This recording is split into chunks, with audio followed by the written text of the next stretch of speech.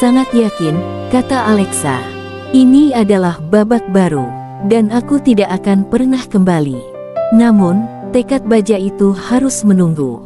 Meskipun api telah menyala, Clara tahu bahwa membakar jembatan sebelum membangun kapal adalah kebodohan. Ia tidak pergi malam itu. Ia kembali ke brankas, menyimpan tablet David, dan kembali ke kamar tidur yang dingin, berpura-pura bahwa ia tidak pernah melihat apa-apa. Ia harus mendapatkan lebih banyak bukti, dan yang terpenting, ia harus merancang kepergiannya, bukan diusir seperti pengemis. Keesokan paginya, David pergi kerja lebih awal dari biasanya. Clara berada di ruang kerja, sekali lagi membaca pesan Rina di tablet David, yang kini ia anggap sebagai buku panduan untuk menghadapi musuh. Rina, jam 7:30 pagi, David. Jangan lupa kartu namaku. Aku menandainya dengan sedikit ciuman agar kamu ingat siapa yang harus kamu hubungi setelah kamu melempar istrimu ke jalanan. Rina, jam 11 pagi, bayangkan kita di Bora Bora, David. Jauh dari drama dan kekusaman yang membosankan itu. Aku sudah mengurus jadwalmu, sayang. Pastikan istrimu sibuk. Clara membaca kata kekusaman dan membosankan berulang kali. Mereka telah menjadi pisau tumpul yang terus-menerus mengikis harga dirinya. Ia tidak bisa menangis. Ia hanya merasakan rasa mual yang dingin. Pintu kamar terbuka tiba-tiba, dan Sandra masuk tanpa mengetuk, seperti biasa. Sandra, dengan gaun sutra yang rapi dan rambut yang ditata sempurna, memancarkan aura arogansi yang kental. Clara, apa yang kamu lakukan di sini? Bukankah seharusnya kamu mengurus sarapanku? Tuntut Sandra, matanya menatap tajam ke sekeliling ruangan, mendarat pada gaun katun sederhana yang dikenakan Clara. Clara segera mengunci tablet itu, menyembunyikannya di balik bantal. Maaf, Bu Sandra, saya tidak mendengar Anda pulang semalam. Tentu saja kamu tidak dengar. Kamu selalu berada di duniamu sendiri, desis Sandra, menarik napas seolah udara di ruangan itu berbau busuk. Lupakan sarapan. Dengarkan aku. David butuh kamu malam ini. Clara mengerutkan kening. David butuh saya. Dia bahkan tidak berbicara pada saya selama seminggu. Tentu saja dia tidak berbicara denganmu. Dia sibuk menyelamatkan perusahaan yang akan kamu hancurkan dengan wajah kusammu itu. Balas Sandra, suaranya tajam seperti pecahan kaca. Malam ini ada gala amal komite elit. Semua investor penting akan hadir. David perlu menunjukkan stabilitas keluarga. Kamu harus ada di sampingnya. Clara merasakan benih kepuasan. Jadi, David masih membutuhkan fasad pernikahan mereka. Saya mengerti, Bu Sandra. Pukul berapa? Sandra berjalan mengitari kamar, matanya menilai Clara dari ujung rambut hingga ujung kaki. Pukul 8. Dan jangan coba-coba memakai gaun abu-abu menjemukan yang biasa kamu pakai. Aku melihat koleksimu. Semuanya terlihat seperti kain pel yang dicuci terlalu sering. Clara menahan napas. Saya akan memilih yang terbaik yang saya punya. Yang terbaik yang kamu punya masih tidak cukup, potong Sandra kejam. Ia membuka lemari David, mencari tas kecil Prada miliknya. Dengar, Clara. Malam ini adalah panggung. David sedang dalam negosiasi penting untuk pinjaman besar. Kita harus tampak sempurna. Kamu harus terlihat berkelas, tidak seperti asisten rumah tangga yang tersesat. Saya akan berusaha, Bu Sandra. Berusaha tidak cukup. Aku sudah menyiapkan sesuatu untukmu. Sandra mengeluarkan sebuah kotak beludru merah dari tasnya. Di dalamnya ada kalung berlian kecil, berkilauan dingin. Pakai ini, hanya untuk malam ini. Jangan sampai hilang. Ini milik keluarga. Clara mengambil kalung itu, berlian itu terasa berat dan dingin di tangannya. Terima kasih. Jangan berterima kasih padaku. Berterima kasihlah pada David karena dia masih mau membiarkanmu menjadi istrinya, meskipun kamu tidak memberinya apa-apa selain kebosanan.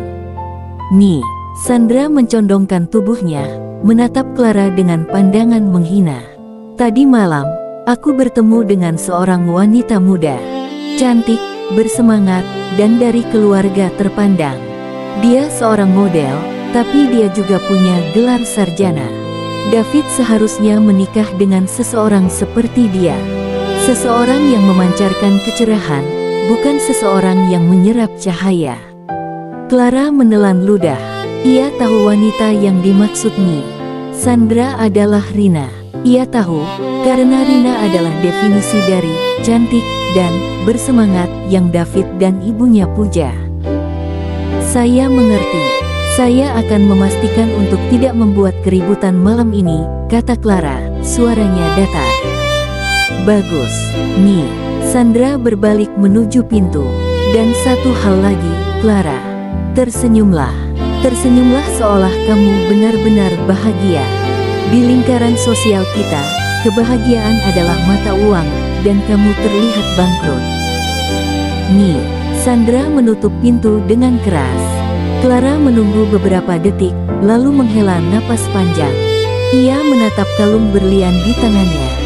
Berlian itu indah, tetapi sama sekali tidak memberinya kehangatan. Itu hanya sebuah rantai yang digunakan untuk mengikatnya pada panggung penghinaan malam ini. Pukul 8 malam, Clara berdiri di foyer menunggu David. Ia mengenakan gaun malam biru tua yang diselamatkan dari bagian paling belakang lemarinya. Gaun itu elegan dan bersahaja, tetapi di mata Nyi Sandra, itu mungkin terlihat seperti seragam gereja. David muncul. Ia mengenakan tuxedo hitam yang dibuat khusus, tampak tampan, dingin, dan sangat angkuh. Ia bahkan tidak menoleh ke arah Clara.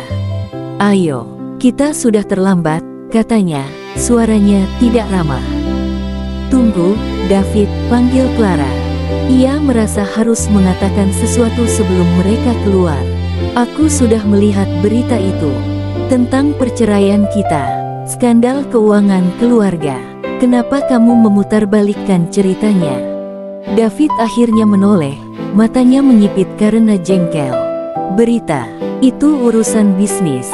Dan jangan konyol. Tentu saja kita harus mengendalikan narasi. Aku tidak bisa membiarkan orang tahu bahwa aku menceraikanmu karena kamu membosankan. Itu akan merusak citraku dan menghancurkan reputasiku di depan umum. Itu tidak masalah. David menyeringai, senyum yang sama yang ia gunakan saat ia melempar cincinnya di imajinasi Clara beberapa malam lalu. Clara, kamu tidak punya reputasi yang bisa dihancurkan. Kamu hanya istriku. Kamu tidak penting. Kata-kata itu menghantamnya, tetapi Clara tidak menunjukkan reaksi. Baiklah, mari kita selesaikan tugas ini. Aku akan menemanimu, David. Tapi ingat, aku tahu segalanya. Ancaman itu membuat David terkejut. Apa yang kamu tahu? Aku tahu nomor telepon Rina, bisik Clara, suaranya sangat rendah. Wajah David langsung memucat. Ia mundur selangkah. Kamu meretas ponselku. Aku tidak bodoh, David. Aku hanya memilih untuk tidak melihatnya. Clara membiarkan kalimat itu tergantung di udara, menusuk David dengan rasa takut yang baru. Jadi, malam ini, berhati-hatilah. Aku akan bermain sesuai aturanmu, tapi jika kamu membuat keributan, aku akan memastikan semua orang tahu tentang noda lipstik merah muda itu. David menatapnya, antara terkejut dan marah. Kamu gila. Kamu benar-benar gila. Mungkin, jawab Clara, tanpa emosi. Tapi setidaknya aku gila yang tahu cara menggunakan informasi. Ayo pergi, Tuan CEO. Acara amalmu menunggumu. Grand Ballroom Hotel Bintang 5 itu berkilauan. Ratusan sosialita dan pebisnis elit berkumpul, dikelilingi oleh lampu kristal yang memantulkan cahaya pada perhiasan dan gaun mahal. Begitu mereka memasuki ruangan, David melepaskan tangannya dari lengan Clara. Aku harus berbaur. Jangan jauh-jauh, tapi jangan terlalu dekat juga. Mengerti? Clara mengangguk. Ia melihat Ni Sandra di seberang ruangan, sudah mulai beraksi, berbicara dengan sekelompok wanita tua yang mengenakan berlian sebesar telur merpati. Clara berdiri sendirian, memegang gelas sampahnya yang tidak ia sentuh. Ia melihat David dengan cepat berinteraksi dengan para investor, tampak karismatik dan kompeten. Di mata dunia, mereka adalah pasangan yang sempurna. Clara, sayang. Ni Sandra mendekat, menyeret seorang wanita muda yang tampak gugup dan seorang pria parubaya yang berkeringat. Ini Tuan dan Nyonya Harsono. Dan ini putri mereka, Dea. Dea baru saja lulus dari Yale. David, lihatlah Dea. Betapa cantiknya dia malam ini, bukan? Ni Sandra berbicara keras, jelas ingin David mendengar pujiannya. David, yang sedang berbicara dengan seorang bankir penting, hanya melirik sekilas, dan senyum palsu muncul di wajahnya. Ya, Ibu, sangat menawan. Ni Sandra tidak mempedulikan kurangnya antusiasme David. Ia kemudian menoleh ke Clara. Clara, apakah kamu sudah menyapa mereka? Jangan hanya berdiri di sana seperti tiang listrik. Ah, dan Clara, gaunmu, sayang, aku sudah bilang gaun itu terlalu redup. Kamu harus belajar dari Dea. Lihat, gaunnya memeluk tubuhnya dengan sempurna. Gaunmu terlihat seperti gorden kamar tidur lama. Dea Harsono tersipu malu, sedangkan Clara merasakan pipinya memanas. Maafkan saya, Bu Sandra. Saya tidak sempat membeli yang baru, jawab Clara setenang mungkin. Tentu saja kamu tidak sempat. Kamu terlalu sibuk dengan entahlah apa yang kamu lakukan sepanjang hari. Ni Sandra tertawa kecil, tawa yang tidak memiliki kehangatan. Bagaimanapun, Dea, aku harus bilang, kamu harus mampir ke kantor David minggu depan. David butuh asisten baru yang bisa membantunya mengorganisir jadwal. Orang-orangnya yang sekarang terlalu biasa. Clara tahu itu adalah sindiran langsung padanya, sebuah upaya terbuka untuk menggantikannya, bahkan di depan umum. Ni Sandra sedang mengiklankan David sebagai pria yang siap mencari wanita baru. David menoleh, matanya menyiratkan peringatan, tetapi Ni Sandra tidak gentar. Ya, aku harus pergi. Jangan memalukan kami, Clara. Dan David, jangan terlalu lama. Aku sudah melihat beberapa wanita lajang yang sangat menarik di dekat prasmanan. Ni Sandra pergi, menyeret Tuan dan Nyonya Harsono bersamanya, meninggalkan Dea yang tampak canggung di samping Clara. Nyonya David, saya minta maaf atas perkataan ibu mertua Anda. Beliau hanya, Dea berhenti, tidak tahu harus berkata apa. Tidak apa-apa, Dea, sudah biasa, potong Clara, tersenyum tipis. Senyum itu terasa seperti topeng yang terbuat dari es. Anda sangat cantik malam ini. Semoga berhasil dengan tawaran pekerjaan asisten itu. Clara berbalik dan berjalan menuju jendela, menjauh dari kerumunan. Ia butuh udara, meskipun udara ballroom yang mewah itu terasa sesak dengan aroma parfum mahal dan kebohongan. David benar-benar menghindari kontak mata dengannya. Ia seperti hiasan yang memalukan, sesuatu yang harus ditoleransi sebentar sebelum akhirnya bisa dibuang. Ia mengeluarkan ponselnya dan membuka pesan Rina lagi. Rina, sayang, aku sangat mencintaimu. Aku sudah tidak sabar untuk menjadi Nyonya David. Kamu tidak akan pernah menjadi Nyonya David, pikir Clara dingin. Kamu hanya alat yang digunakan oleh dua orang narsistik untuk menyakitiku. Tiba-tiba, ia melihat David di seberang ruangan. Ekspresinya berbeda. Ia tidak lagi tegang dan formal. Ia tersenyum lebar, senyum yang tulus, bahkan terlihat agak mabuk kepayang. David sedang berbicara dengan seorang wanita. Wanita itu sangat berbeda dari Clara. Dia mengenakan gaun merah menyala yang berani, memamerkan lekuk tubuh yang sempurna. Rambutnya hitam legam, ditata dengan gelombang Hollywood yang dramatis. Matanya besar dan dipenuhi eyeliner tebal, dan bibirnya dihiasi warna merah muda terang yang mencolok. Clara merasakan jantungnya berhenti berdetak. Itu adalah warna lipstik yang sama dengan noda di kartu nama David. Aroma manis vanila dan peony yang ia cium di hari ia menemukan kartu itu terasa seperti menusuknya dari jauh. Wanita itu tertawa, suara tawa yang nyaring bergema di ruangan. David mencondongkan tubuhnya ke arah wanita itu, seolah mereka berbagi rahasia yang paling intim. Clara memaksakan kakinya untuk bergerak.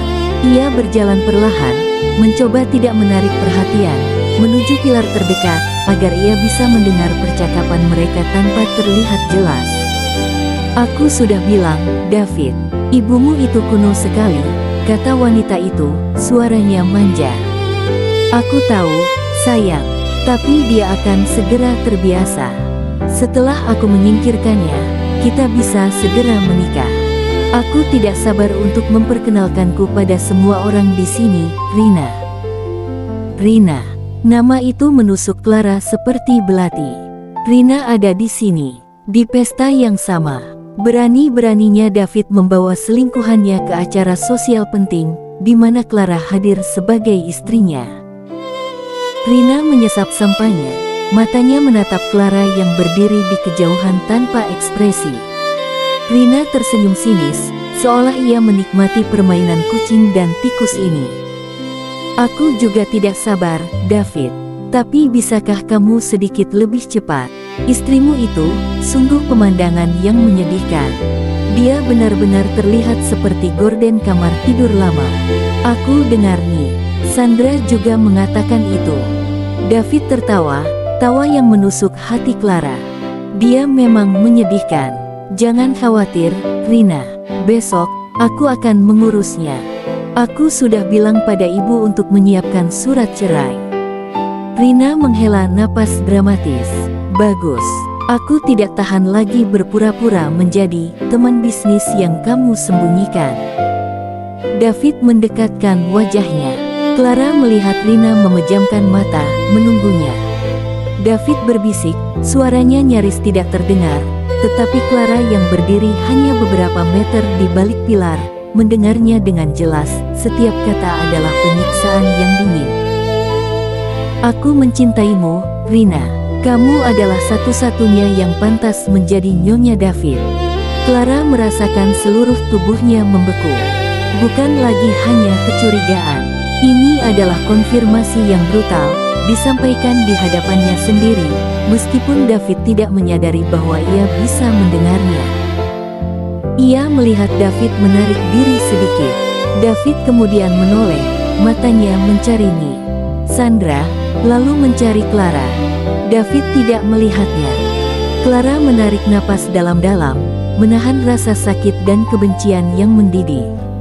Ia harus pergi. Ia tidak bisa bertahan sedetik pun lagi di tempat ini. Ia berbalik, bergerak cepat dan tanpa suara menuju pintu keluar ballroom. Ia tidak peduli pada David. Ia tidak peduli pada Sandra. Ia hanya peduli pada satu hal, keluar dari neraka yang dingin ini. Saat ia mencapai pintu putar, ia mendengar suara Sandra memanggilnya dari kejauhan. "Clara, mau kemana kamu? Jangan berani-berani pergi sebelum David selesai." Clara mengabaikannya. Ia mendorong pintu keluar. Saat ia melangkah ke koridor marmer yang sunyi, ia mendengar langkah kaki David yang tergesa-gesa di belakangnya. "Clara, tunggu.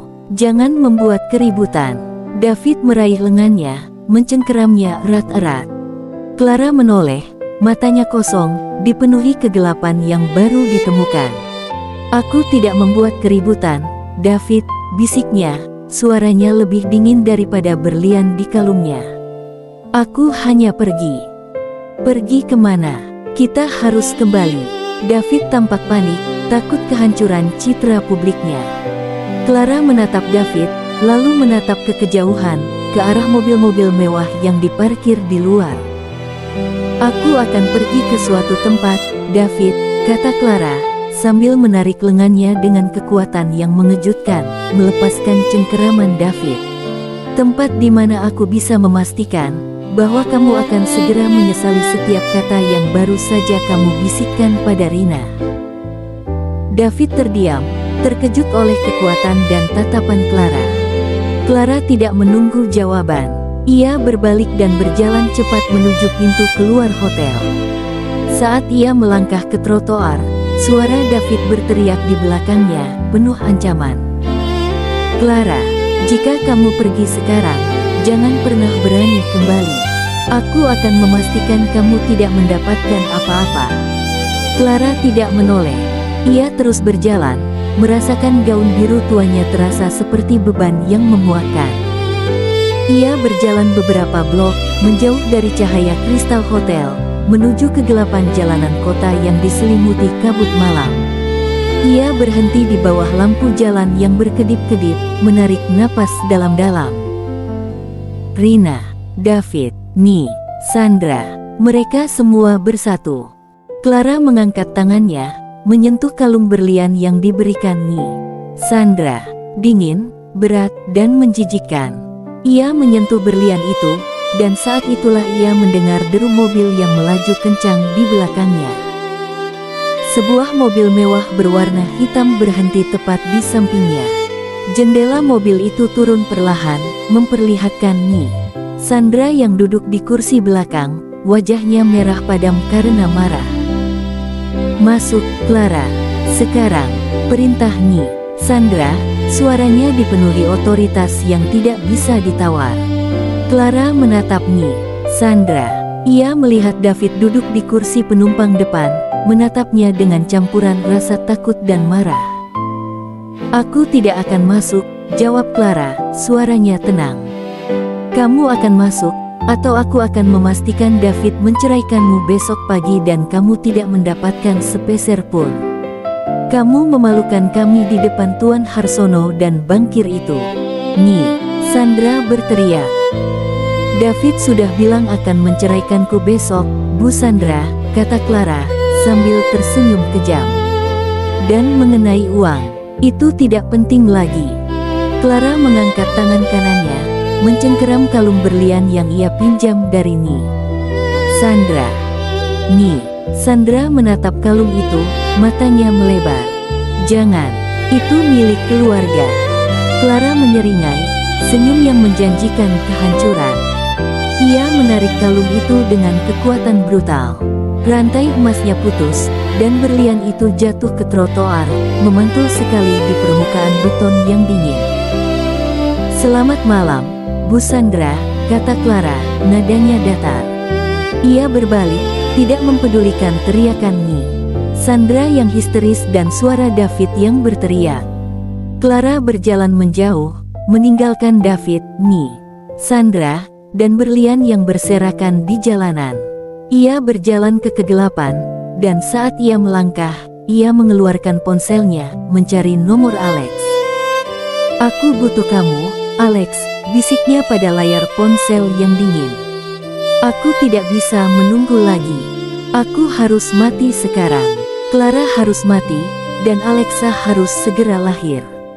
Clara menekan tombol panggil, dan saat nada dering pertama berbunyi, ia melihat ke belakang, ke arah mobil David yang masih berhenti di sana. Lampu depannya menyala terang. Di bawah cahaya terang itu, ia melihat David keluar dari mobil, wajahnya pucat dan ngeri, menatap ke arah tempat berlian itu jatuh. David berlutut di trotoar, panik mencari berlian yang hilang, yang kini telah hancur. Pemandangan itu memberi Clara kepuasan yang dingin. David, CEO yang angkuh, berlutut di jalanan di depan selingkuhannya dan ibunya, mencari perhiasan. Clara membalikkan badannya. Ponselnya berdering untuk yang ketiga kalinya. Alex mengangkatnya. Clara, ada apa? Tanya Alex. Suaranya terdengar cemas. Clara menarik napas dalam-dalam, membiarkan kebencian mengalir menggantikan udara di paru-parunya. "Alex," katanya, suaranya kini dingin dan terstruktur. "Aku sudah melihatnya. Aku sudah melihat Rina. Aku sudah mendengar semuanya. Dan besok, mereka akan menceraikanku." "Apa? Di mana kamu? Aku akan menjemputmu sekarang." "Tidak perlu," potong Clara. "Aku tahu apa yang harus aku lakukan. Aku akan mengambil warisan yang tersisa. Aku akan melakukan apa yang aku katakan. Transformasi total. Dan aku butuh bantuanmu, Alex, untuk satu hal yang sangat penting." "Apa itu?" Clara berhenti di sudut jalan, di depan sebuah papan reklame besar yang menampilkan model cantik. Ia menatap wajahnya yang polos dan lelah, lalu menatap wajah di papan reklame itu. "Aku ingin David melihat wanita yang sama, yang dia bisikkan kata cinta malam ini." Clara tersenyum, senyum yang menakutkan. "Aku ingin dia melihat wanita itu, hanya untuk menyadari bahwa wanita itu akan menghancurkannya." "Clara, itu berisiko. Kamu tidak perlu menjadi Rina. Kamu hanya perlu..." "Aku harus menjadi Alexa yang sempurna, Alex. Dan aku butuh kamu untuk membiayai semua kebutuhan hukum dan rahasia yang aku perlukan untuk menghilang dan kembali. Aku butuh kamu untuk menjadi mitra bisnismu yang paling rahasia dan paling mematikan. Bisakah kamu melakukannya, Alex? Bisakah kamu membantuku menciptakan monster ini? Keheningan yang lama di seberang sana. "Aku bisa," jawab Alex, suaranya berat. "Aku akan segera mengirimkan nomor rekening rahasia yang tidak terdeteksi. Gunakan itu untuk memulai. Tapi berhati-hatilah, Clara. Jangan sampai kamu tersesat dalam kegelapan." "Aku tidak akan tersesat," janji Clara. "Aku akan memimpin kegelapan itu. Aku akan meneleponmu begitu operasinya selesai. Sampai saat itu..." Clara mengakhiri panggilan. Ia mematikan ponselnya, membuangnya ke tempat sampah terdekat. Ia tidak perlu lagi menghubungkan dirinya dengan dunia lamanya. Ia melangkah maju, menuju klinik bedah kosmetik yang ia cari di internet selama pesta. Ia telah melihat Rina. Ia telah melihat apa yang David inginkan. Dan ia akan memberikannya. Clara berjalan, langkahnya mantap. Ia hanya harus mencapai klinik itu sebelum fajar. Saat ia berbelok di sudut, ia melihat sebuah berita breaking di layar besar sebuah kafe. Berita terkini, keributan di gala amal elit. CEO David Wiratama terlibat perkelahian kecil di trotoar. Diduga kliennya kecewa setelah melihat istrinya yang terlalu biasa. Clara membaca berita itu. David dan Sandra sudah mulai memutarbalikkan cerita. Mereka sudah menghancurkan reputasinya. Ia tidak lagi peduli. Ia sudah punya nama baru. Ia sudah punya tujuan baru. Ia hanya perlu satu hal lagi. Ia perlu melihat wajah Rina sekali lagi, wajah yang akan ia jadikan cetak biru. Clara berhenti, berbalik, dan dengan kejam, ia berjalan kembali ke arah hotel yang tadi ia tinggalkan. Ia tidak akan masuk, ia hanya akan mengintip. Ia harus memastikan. Ia berjalan kembali ke trotoar, dan di sana, David dan Sandra sudah pergi. Hanya ada beberapa petugas kebersihan. Clara melihat ke seberang jalan, ke pintu masuk hotel. Di sana, di lobi, berdiri Rina. Rina terlihat sedang menelepon, ekspresinya kesal. Rina menoleh sedikit, dan mata Clara bertemu dengan mata Rina, mata yang dipenuhi kemenangan dan kecantikan yang mencolok. Rina tersenyum mengejek, seolah berkata, "Kau telah kalah." Clara membalas senyum itu, tetapi senyum Clara adalah janji yang mematikan. "Nikmati saja kemenanganmu yang singkat, Rina." Rina mengakhiri teleponnya, dan saat ia berbalik untuk berjalan menuju lift, ia membalikkan rambut hitamnya yang indah dengan gerakan dramatis, memperlihatkan betapa superior dirinya. Clara memejamkan mata, mengukir detail wajah itu dalam ingatannya, hidung yang sempurna, garis rahang yang tegas, mata yang menggoda, dan tentu saja, lipstik merah muda terang itu.